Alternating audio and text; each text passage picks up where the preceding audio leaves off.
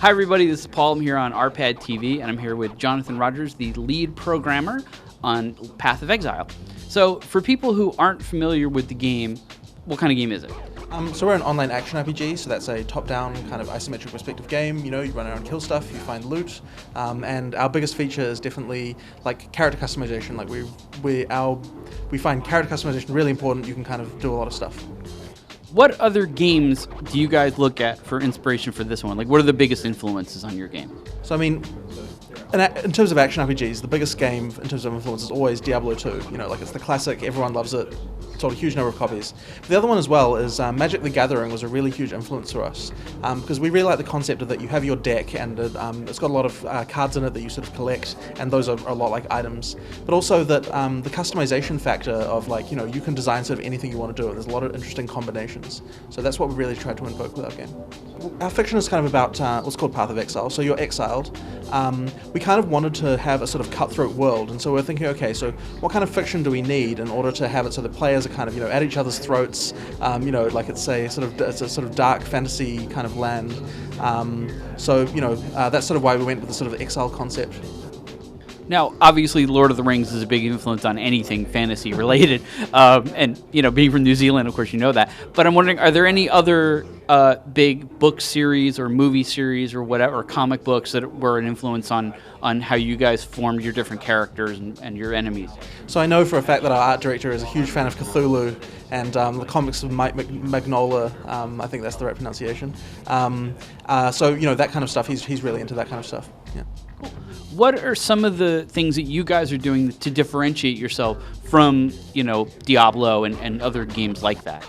So the main thing that we're doing is, once again, it's all about customization. You know, like we want to make sure that, you know, you build a character, it's sort of unique to you. You know, you can experiment with different builds and that kind of thing. You know, like we've got our skill gem system that allows you to combine things in different ways, or like our passive tree that's like massive, it's got 1,350 nodes. You know, with lots of different interesting choices. So that's kind of mainly what we're about. One of the things that you showed that was interesting was you have these gems that can modify your spells, and they can actually modify multiple spells, and you can do things like that. Talk a little bit about that and what the inspiration for that was. Yeah, so I mean, a lot of the inspiration for that actually came from Final Fantasy VII. They have this materia system, but we kind of took a little bit further. It's really good base for the kind of customization we wanted to do.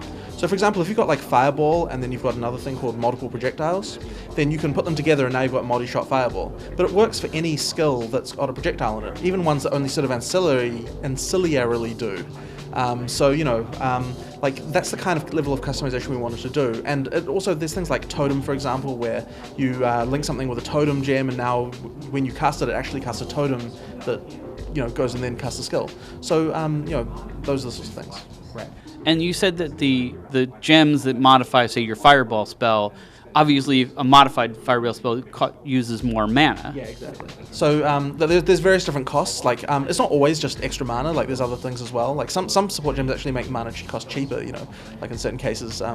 But yeah, I mean, we basically try. So if you try to put everything into one big Uber spell, it'll probably cost like a huge amount of mana or have some other cost. But if you like have lots of individual little spells, then you know it's cheaper.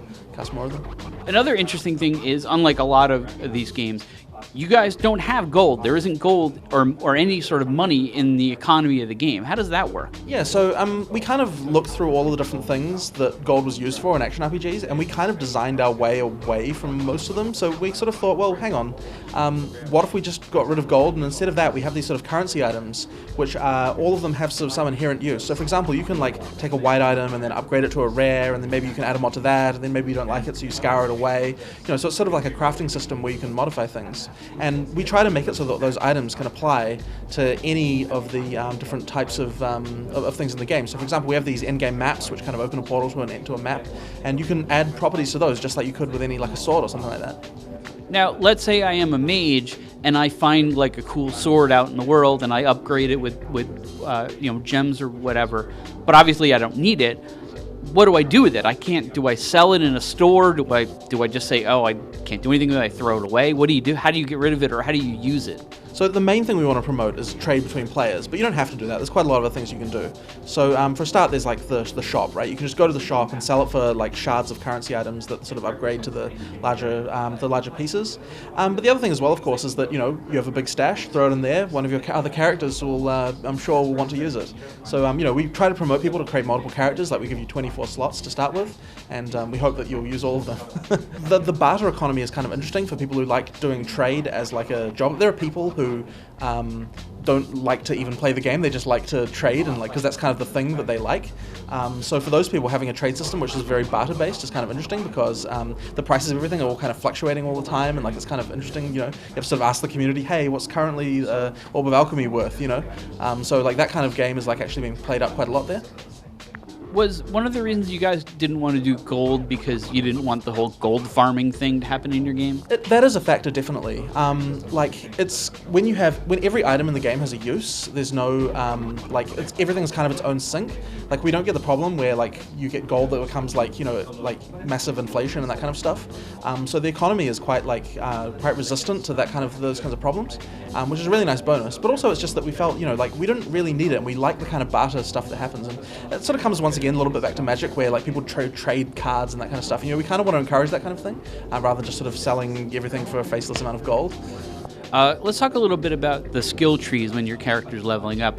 Most games of this ilk, sort of limit you. If you're the warrior, here's the warrior skill set that you can level up. What you guys did, though, is make it so that you can basically pull from any kind of character. Talk a little bit about that. Yeah, so we have one big skill tree, and everyone starts at different places on it. So for a witch, for example, it's very easy to get all the sort of spell casting passives, but you can kind of make your way over to the warrior area, for example, and start taking a few passives there. It's just a bit harder, right? Because you have to kind of go through all this the rest of the skill tree to get there.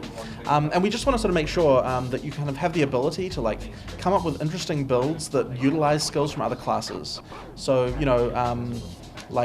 one example is there's a warrior skill called Blood Magic, which is a thing which allows you to cast from your life instead of your mana. So we kind of figured, well, warriors have a lot of health, they don't have a lot of mana, so maybe we'll give them the ability to cast some spells. But then we found that a lot of witches were kind of interested in kind of going down there and picking it as well, because they sort of had interesting builds that involved, maybe that kind of stuff as well. So it's sort of interesting to see what they do.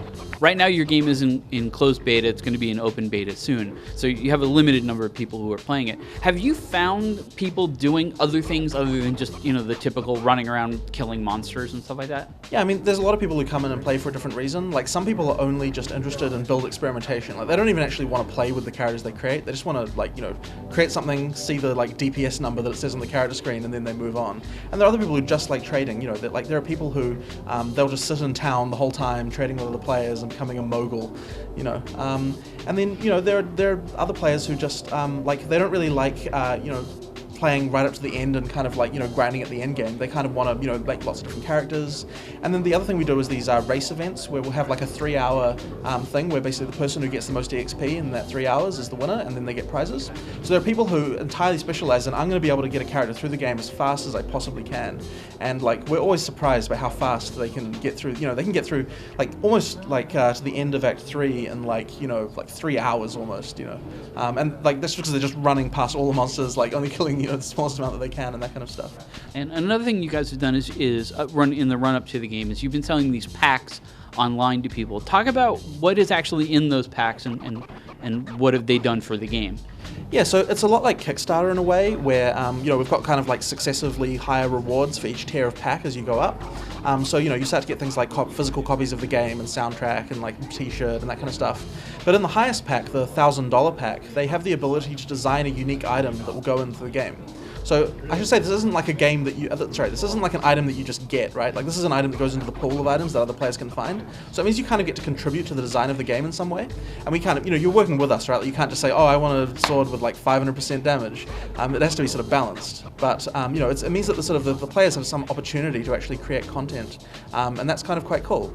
So I'd like to see us actually doing potentially more sort of stuff like that. Maybe you can effectively pay money to add a monster of your design to the game or something like that. It's sort of a way to fund development without really kind of without steering away from all the sort of pay to win stuff that we really don't like.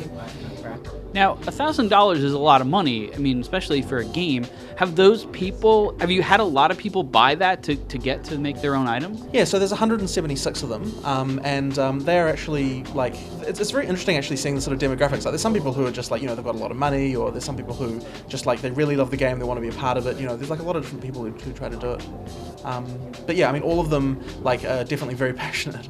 And they do know the game isn't like going to be $1,000, right? Oh yes, absolutely. Yeah, Okay. they I mean, a lot of them actually really like the fact that we're not doing the whole pay to win thing, and they kind of want to like some people just say, I want to reward you with the fact you're free to play, but you're not selling all of the horrible stuff that makes other games like bad. So when is the game going to be in open beta for people to join? And when will it actually be out and done and all that other fun stuff? Okay, so we're going into open beta on January the 23rd, so hopefully we'll see a lot of people playing then. And at that point, like, your characters will be around forever. Like, there's no reason not to play at that point. But the actual release of the game should be something like 5-ish months after that, I hope. Like, we don't want to be in open beta forever like some games are. We do want to actually release, but like we've got a little bit more content to make and some other features. And then as soon as that's done, we'll be coming out. Cool. Thanks.